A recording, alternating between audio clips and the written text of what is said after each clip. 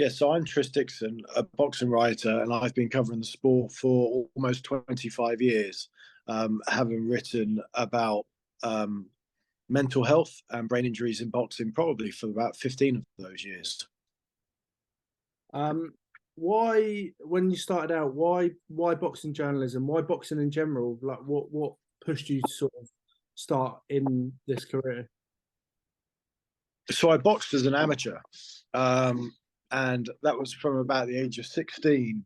And then I went to university to study journalism, and the intention was to be a hard news journalist.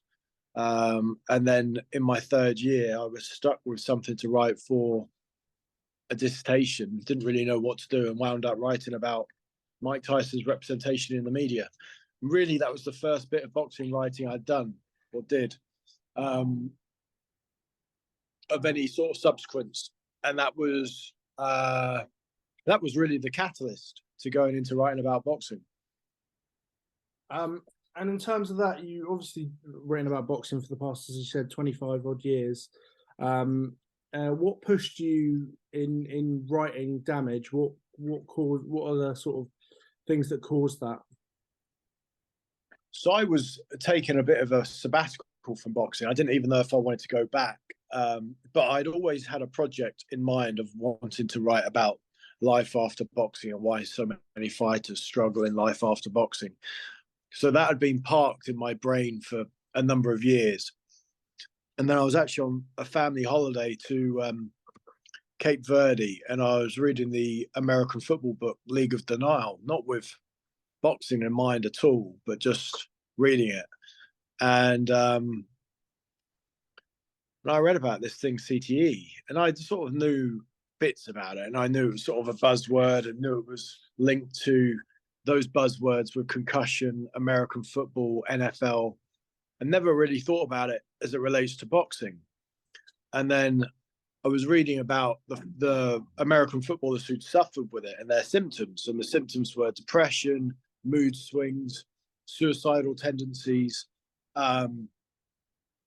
addiction, impulsivity, all these different things that boxers had struggled with for years.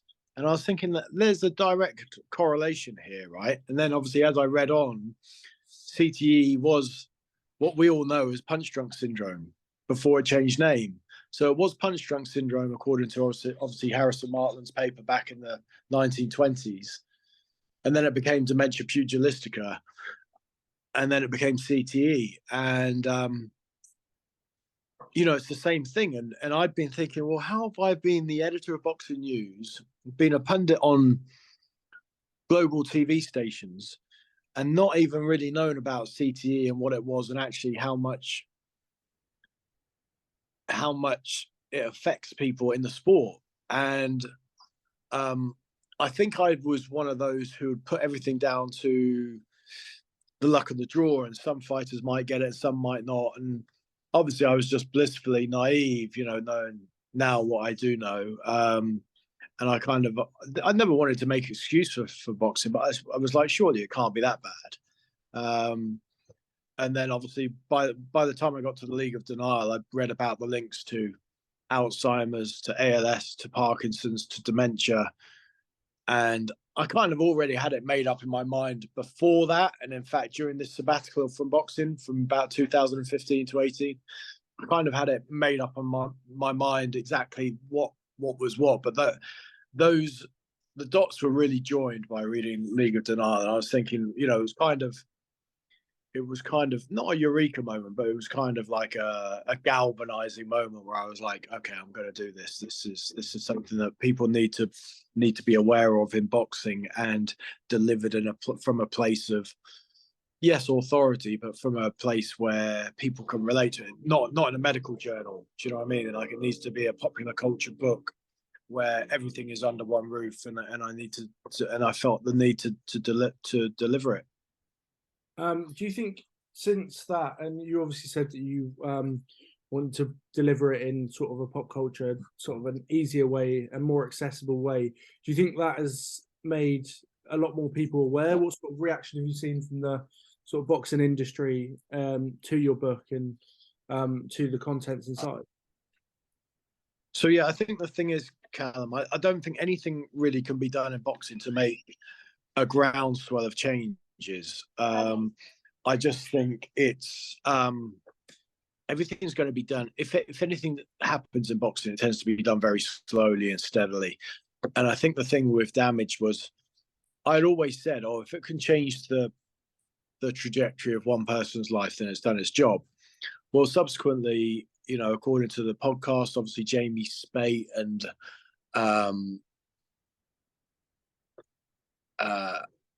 Cash, oh, what's his name?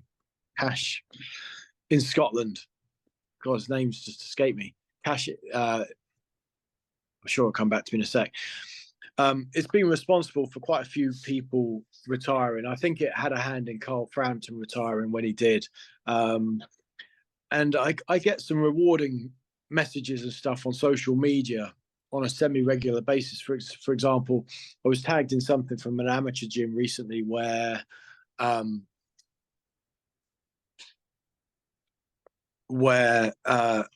coach had been reading damage, and they used to head spar on a Tuesday and Thursday, and now they've reduced it just to Thursday, and they body spar on a Tuesday. So instantly we reduced the head trauma in one gym by 50%, which is pretty good going. So there's been bits and bobs of changes that, you know, it's like a chain. You know, I think, you know, one person tells two people, you know, people in the gyms are starting to take notice. So more and more, but there are a lot of stubborn people out there. I was told about a well-known coach who was sparring his fighters too hard, and someone said, oh, you need to read this book, and he's like, no, I've got no interest in reading that whatsoever.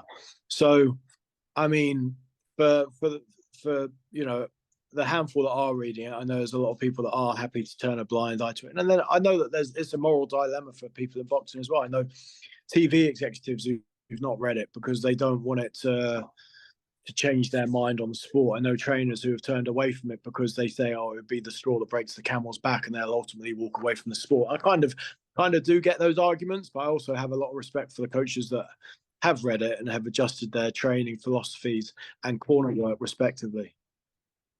You said obviously Jamie Spite. I've listened to that podcast, and he did say that even that was the straw that broke the camel's back, and even going as far as saying that the British Board of Control should give everyone a copy of damage even before they sign up for the professionals or even the amateurs.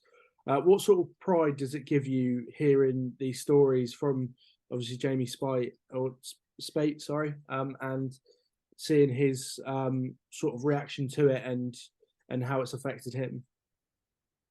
Well, I mean, I don't want to sound too self-serving, but that's kind of why I wrote the book, right? So that people could arm themselves with the knowledge that they need moving into it. Because, you know, no one told me at the start when I started boxing. I boxed for 10 years. No one told me about long-term brain health. You know, punch drunk syndrome, which is what people talked about, and whether you were punchy or not, seemed to be like luck of the draw. And some people got it and some people didn't. And the thing was as well, like some people who were deemed punchy were said to be like 35, 40 and just retired, but other people just got it later in life. We didn't realize it was all the same thing. It just affected people differently at different times of their lives.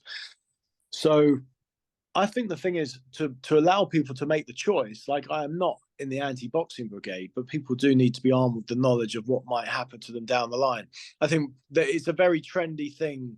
And someone's messaged me recently on Twitter about this, saying, oh, someone in an interview said, oh, you know, it would be a glorious death to die in a boxing ring. This from a fighter. And I kind of get it, right? I kind of get why they're saying that, and I kind of get what they're trying to say. But the thing is, when people talk about the risks in boxing, 9 times out of 10, they're talking about what might happen and what might go wrong on fight night. They're talking about, you know, a blood clot, or they're talking about being stretched from the ring and that kind of stuff. And they're thinking about what might go wrong on the night and getting knocked out. They aren't thinking what might happen to them 30, 40 years down the line. And we see that with a host of top guys who've retired in the last 10 years. They're like, oh, look, yeah, they've got out with their faculties and their money. And I hate to be that guy in the doom monger, but they haven't. Like, this stuff catches up to people years down the line. And in terms of that, you said obviously we could potentially have the them given sort of maybe a talk or something like that. What do you think else can be done to sort of help boxers make an informed decision? Because it's not necessarily about stopping them from box, as you say. Boxing's still an industry that we're all going to love and we're all going to be interested in, but it's to help them make a bit more of an informed decision. What do you think can be done to sort of help, especially younger boxers? Yeah, I mean, it's so hard, isn't it? Because the word education is so boring to people in boxing.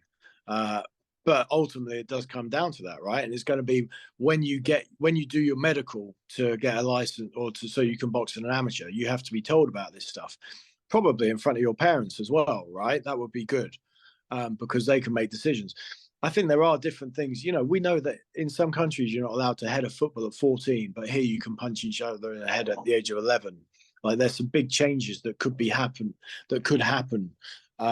and perhaps should happen. And then obviously with regards to professional licenses, I've been a licensed trainer with the British Boxing Board of Control in the past, and more could be mentioned on the course and the first aid course about CTE and brain health. And I think that's the case for anyone getting a license. Yeah, I mean, give them damage by all means, but I don't think they'll read it. They might glance through a pamphlet. So yeah, I mean, let these people know at the points of licensing, and also everyone in the trade needs to be aware of it. It's not just the fighters; it is the families, it is the coaches, it is the managers, it is the promoters. Like these people all need to have a real understanding of what's happening to these fighters and why, whether it's before they've turned pro, during their careers, or after the final bell has rung. And in terms of that, what advice would you give to potential amateur boxers or even people that are turning pro now? What advice would you give them to sort of maybe help educate themselves into making an informed decision? Well, learning from my own mistakes, I had a very Victorian upbringing with a rough dad, right? So I was taught to be quite tough from the start, and certainly from boxing. I know that I was given a concussion once in a summer in New York, and I was boxing for months and months afterwards in a fog, which I know now is one of the worst things you can do for long-term brain health. So things like that, I would say, and I spoke to one of the top neurologists about this in Las Vegas, and he said, don't frame it in a way that says, oh, you're not going to be, or you shouldn't box because you got a head injury. Frame it in a way that you're not going to be at 100% until you're through this. There's different ways of dressing things up so that it sounds more courageous, I suppose. But yeah, I think that would be one of the key things. Don't box while injured, and probably keep a restriction on the amount of head sparring you need. You do. I think obviously there's levels to everything, aren't there? And I think the structure of boxing is probably a bit like a pyramid in terms of how much, not abuse, but how much sparring you probably need to do. And when you look at someone like a Floyd Mayweather, I can imagine in the mid to late 90s, he was probably sparring most days, I'd imagine, and maybe even in the early 2000s. And when he was boxing a couple of times a year at the end of his career, he was probably just boxing for 3 or 4 weeks at a time, heading into 2 fights, so 8 weeks a year, which, in that pyramid structure, you get a lot in at those early days, and then do less and less as you go on. That's probably a relatively smart model, but that type of sparring, there's a lot of people I've spoken to now at the other end of it who were like, I wish I hadn't sparred as hard. And I think Mickey Ward says in the book, something like 80%, he thinks 80% of his damage was caused in sparring. And you're currently writing a book about the long-term neurological damage that can be done in boxing. Can you give any more information on the book and or when it potentially could be out or who it could involve? No, so that's damage, right? Oh, okay. Sorry. I read it off of your LinkedIn and assumed it was a current book. No. So no, I'm actually working on EDs, but I mean, it's interesting because I think you mentioned mental health at the start, and I do think there's a big link between brain health and mental health. I wrote about depression in boxing years before I wrote about the long-term damage in boxing, because I noticed that depression seemed epidemic. There seemed to be an awful lot of suicides in boxing, whether it was matchmakers, journeymen, top fighters, prospects, and it's happened all the way through boxing history. So I wrote a piece on depression in boxing, and I think it's partly because it's such a masculine world that people don't talk about their problems. Certainly this was an era before everyone, more and more people were talking about mental health, and you have to put on this stiff upper lip thing in boxing. And I think too many people have bottled stuff up over the years through boxing by trying to put on this hyper masculinity, this facade of hyper masculinity, and it's probably been their downfall. But also, when you factor in the punches and stuff, and when you factor in how this can have a yo-yo effect on someone's behavior, and mood swings and that kind of stuff, then the blows to the head only exaggerate those those feelings of whether it's hypermasculinity or loneliness, because obviously it's a lonely old sport as well. And if you lose, it's crushing. And even if you win, the come down from a win can be crushing too. It's a really emotional and heavy and deep and dark sport. And I think the links to head injuries and mental health in boxing are something that really need to be thoroughly investigated. And I know they are being looked at by the Cleveland Clinic in Las Vegas, but it needs to be a really in-depth study worldwide, speaking to fighters past and present. And obviously you do your podcast.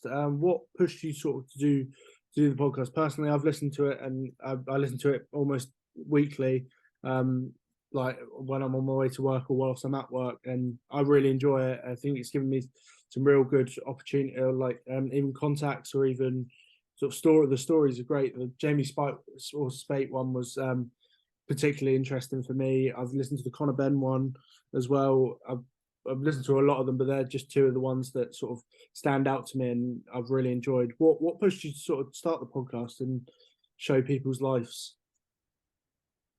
My 9-year-old daughter told me to do it. I mean, she wanted me to do a YouTube channel, and I was like, I'm sure that's for better looking people than me, but I could maybe do something where people don't see my face. And then I'd just recently been a guest on a Sky Sports podcast and got some really good feedback, and that sort of encouraged me to think about doing something along the lines of what she suggested. And then I was only just then, so what were we, nearly 5 years ago, I was just getting into podcasts myself, and I was listening to different long form podcasts, picking out the individual people that I wanted to listen to the stories of. And then I was like looking through the boxing landscape, and there was only probably 3 or 4 boxing podcasts out there at the time, and of any sort of note. And they were all the same. They were all talking about what was happening this weekend and what happened last weekend. So the formula was the same. And I was like, well, they had this long form thing with just boxers, and I could go back through an archive, I would want to listen to all these stories in boxing. Like, surely something like that exists, right? And then I looked, and it didn't. Not only didn't exist in boxing, but really any sport. And so I was like, well, look, let me do a few of this. Let me try a few of these and see how it goes. And I think I got a sponsor after 23 or 24 episodes. And then it's taken on a life of its own really now. So now it's not so much my girl, who's now nearly 15. It's not really something that she's driving forwards anymore, but it's something that I actually look at as a collection, like a library, where I really want to get so many people in this collection for what I hope is obviously all time, so that people can go back and listen to these stories and they make an impact in the history of boxing. We're nearly at 250 episodes now, and there's been promoters, matchmakers, journeymen, Hall of Famers, English level fighters, sparring partners, journalists, PR people, all sorts of people in there. The great, the good, the bad, the ugly, however you want to frame it, contenders, one-hit wonders, a whole lot. And I recently just done one with Bob Arum now, who's obviously 91. So I think I've just gone from Charlie Magri, who's less than 5 foot, the shortest guy to be a Boxing Life Stories, to Bob Arum, who's 91, to the oldest. So we're still breaking records now. But yeah, so I mean, I want to chill out at 250 episodes for a bit, just to get a break, because it's been 5 years. But yeah, that's the way I see it. I see it as a hopefully a timeless catalogue of interviews that will be valuable, not in a monetary sense, but valuable for boxing fans in the future. Yeah, I think that hits the nail on the head. For me, at least, when I'm listening to them, it's more the timeless aspect of them. If you had something to do with their career currently or the career at the time of recording, I think you lose some of the aspects of the enjoyment of going back, and because that's what I've done. I've gone back and listened to quite a few. We picked out a few because I only started listening a couple of months ago. But you can go back and still listen to the odd podcast or whatever you want, and still have sort of the same valuable experience and information learned as you would have if it when it came out. The idea is that they don't date, so that you can go back and listen to it almost like an audiobook of someone's life. And I suppose there is another part of this, like a lot of the stuff that I do with the older fighters is kind of legacy stuff, in the sense that if someone dies and I know someone's not going to be writing a big obituary on them, I'll generally try and do that big obituary, and I'll put it out there, and hopefully the family members get to read it and see that someone actually did give a crap about what their relatives have done. And that's happened a few times this year with a former light heavyweight champ called Richie Cates. His grandkids ended up reaching out to me, and then with a welterweight contender from upstate New York called Dickie DeVeronica, who's his great granddaughter actually got a tattoo of the headline of the piece that I wrote on her forearm. So, and then I know that, going back to Boxing Life Stories, I know that relatives go back and listen to their loved ones, and I've got messages from loved ones saying, "Oh, I'm so pleased that we've got that with my dad, my uncle, my brother, my sister, whatever, to listen to." So it's great that it gives those people comfort too. And just in terms of a few personal questions from me, how initially, because obviously I'm starting out in the boxing world as a journalist or budding student journalist at the moment. How did you initially get your foot in the door in terms of journalism? You said your major project or your dissertation was on Mike Tyson's representation, but how did you sort of get a job through that, or through when you finished university? Yeah, it was tough. I was like a lot of graduates. I've got something like 150 job rejections in my study, which I've kept. One from Piers Morgan, who was editor of the Mirror at the time. He sent me a very nice reply saying thanks, but no thanks. So I kept all of them. But what happened? I moved out to America to box, and while I was boxing out there, Boxing News contacted me and said, "Oh, we hear you're out in America. Who can you get for us?" And by then, I'd been in America for a couple of years, so I'd made a lot of contacts. And they wanted the guys that had vanished off the radar, so former contenders and champions from the 60s and 70s who I was sort of hanging around with. And so I ended up writing a lot of features with a lot of retired fighters. And then a couple of years later, when I was back, I applied for a job at the Hampshire Chronicle as a news writer, as a reporter, senior reporter. And I took my portfolio of stuff that I'd written for Boxing News and other magazines, and they were impressed with the portfolio, probably more so than my degree, and were like, "Oh yeah, you will go the extra mile for a story, so you're in." So I was hired as a sub-editor and senior reporter for the Hampshire Chronicle and their free paper, the News Extra, in Winchester, and then I moved to become the editor of the Forest Journal, which was working out of the Salisbury Journal, where I'd done some work experience before. And then just as I got offered the editor's job there, I was offered the job as editorial assistant, so the bottom job at Boxing News. And I took that. So it was weird. I went from being the top dog at a newspaper to having the bottom role at a boxing magazine, because obviously I knew where my passion was.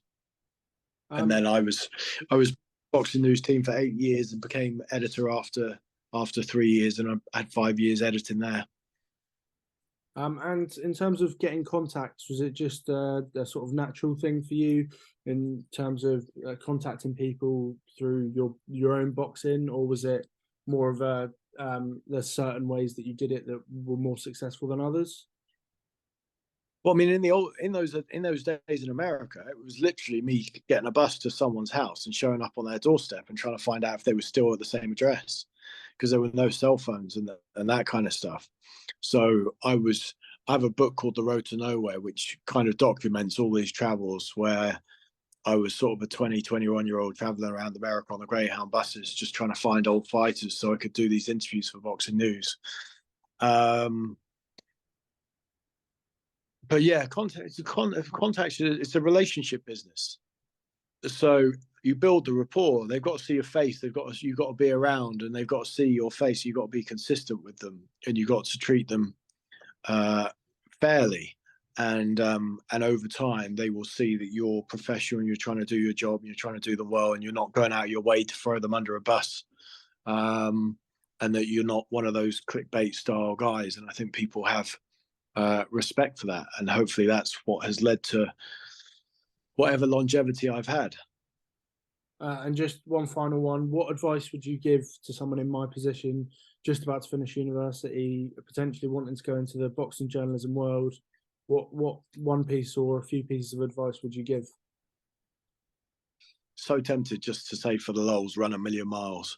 But no, what I'd say, the best bit of advice I could have is find your own niche.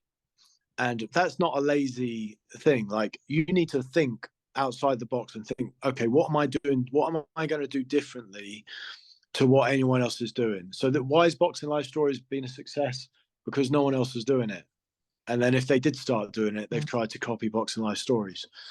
So the same thing with me getting my break when I was traveling around on a bus trying to interview all these old timers. Who else was out there doing that? Like, no one. I created my own niche of trying to find these guys and what they were up to. So the stuff that has always set me apart. Same thing with the brain damage book. Like, who else is trying to confront that topic in boxing? You got to find something that sets you apart from, and I suppose you call them competitors and rivals, but anyone else doing the same thing.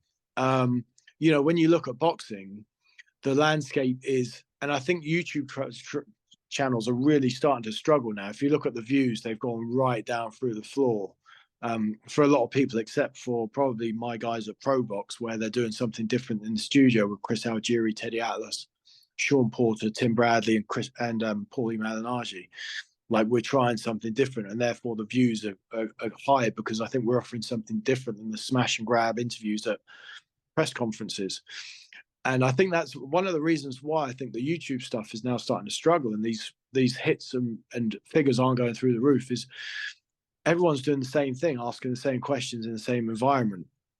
Like, what someone needs to do is go to these places, but have a different look, have a different hook, and do something individual, and not be part of the crowd. Because if you do something different, you'll be able to stand out. And if you're doing what everyone else is doing, you're really, really going to struggle.